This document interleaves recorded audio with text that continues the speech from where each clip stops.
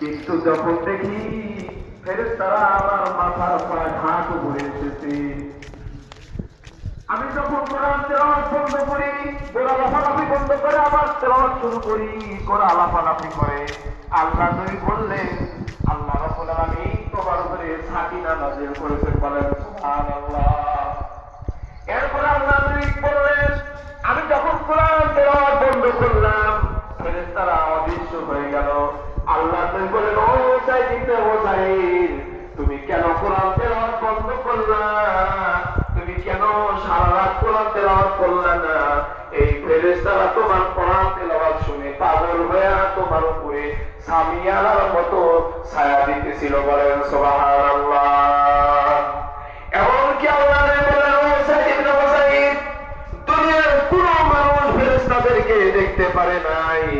ওই দিন দুনিয়ার মানুষ দিনের বেলায় ওই ফেরেশতাদেরকে নিজের চোখে দেখতে পারতো, বলেন সুবহানাল্লাহ।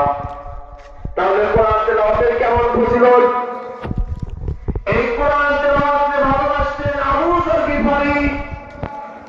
মসজিদে কুবার ইমাম মুসল্লিরা বলতেছেন, হুজুর, আবু যর গিফারি নামাজ পড়ায় কিন্তু কুল হুয়াল্লাহু আহাদ, আল্লাহুস সামাদ, লাম ইয়ালিদ ওয়া লাম ইউলাদ ওয়া লাম ইয়াকুল লাহু কুফুয়ান আহাদ, এই কুল হু সূরাটা শুধু দেখি সে নামাজের ভিতরে পড়ে।